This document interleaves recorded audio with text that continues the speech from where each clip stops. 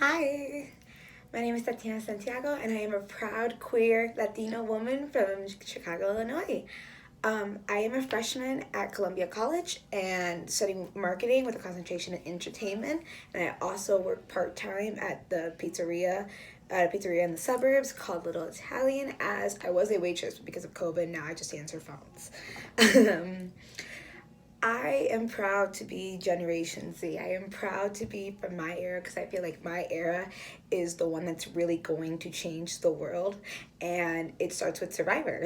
I think I could be a really good first Gen Z Survivor player or first Gen Z Survivor winner, hopefully. We never know.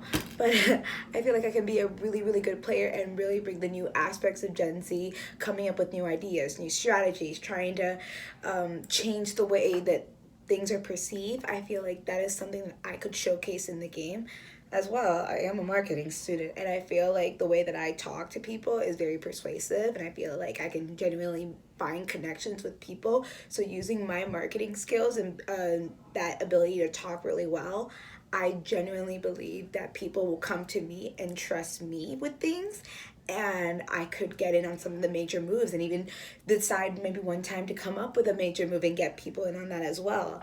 Um, I am also, another thing that people will trust me with is that I have something my friends call little sister syndrome, where I'm really small, I'm really cutesy, and people just are easily drawn to me, but at the same time, I can be really vicious and not rude necessarily, maybe just a little rude.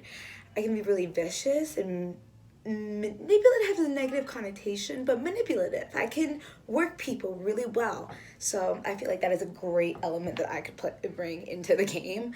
Um, I also have more life experience at 18 years old than most people have in their entire lives. I was blessed when I was younger, living in Miami, Florida, with a lot of luxuries that kids my age did not receive. My dad had a very well stable job. My mom was a stay at home mom. I was very fortunate until I was 11 years old. At 11, my father lost his job and we didn't have much of a savings plan, so we ended up losing our house and had to move in with some family members in Orlando, Florida. And this changed my whole perspective on the world because I no longer had the benefits I did when I was younger, and it made me really mad, and it really put me in a state where I did not make the best friends. I ended up becoming friends with a couple other kids at my school that had affiliations with a gang that was kind of emerging in the town that I was living in at the time.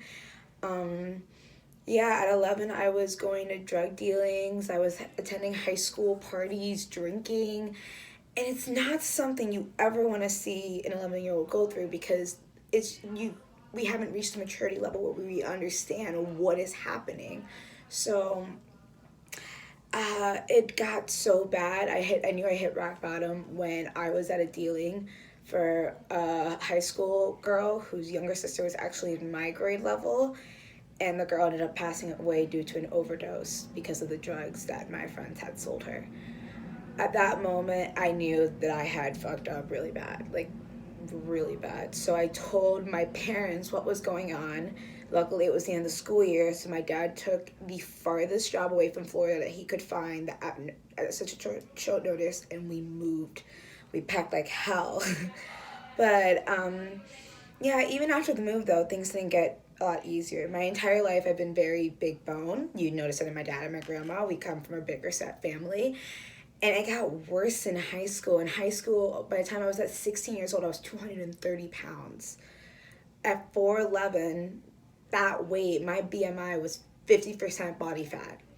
That was not okay for someone my age. So my family and I and my doctors had made the controversial decision of allowing me to get gastric bypass surgery, which means that they cut my stomach really, really small. It's a cosmetic surgery, and because of this, I had to change my eating habits completely. The amount of food I eat, what I eat, I had to start eating a lot more vegetables, a lot more protein, and it honestly saved my life. And maybe not right now, but in 20, I might be able to live 20 more years than I really thought I could because of the fact that I decided to do this now. I was pre-diabetic and I had high cholesterol at 16 years old. Imagine 20 years from now, this was the best decision for me because at this moment, me going into college, I allowed myself to change my eating habits and really develop a new lifestyle routine that would help me years to come.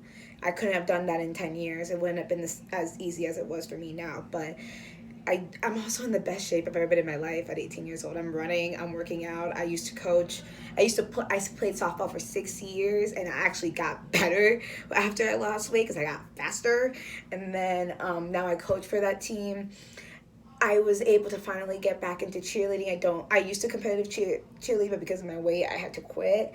But now I'm able to kind of like go back into that rhythm, go back to tumbling classes and really work on myself and become a healthier, stronger, better person.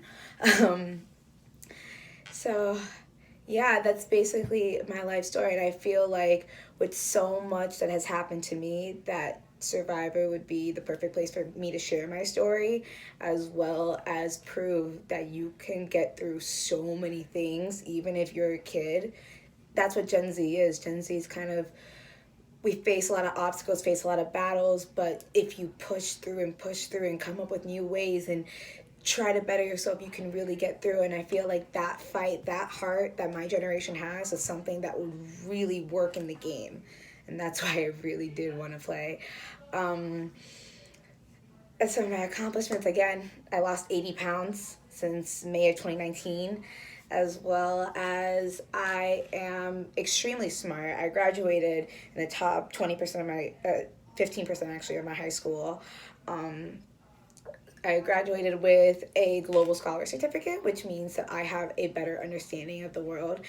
And because of what I've learned through my classes and my achievements, I know that I want to set up the future just as bright for my brothers. With $1 million, the first thing I do is pay off with my college tuition because I don't want to be in debt in 4 years. But I also want to put that money aside to help my brother with his college tuition, as well as give back to the organizations that have helped me become the person I am today. So that's me. And once again, my name is Tatiannasantiago, and I really, really do believe that I could be your youngest Survivor winner.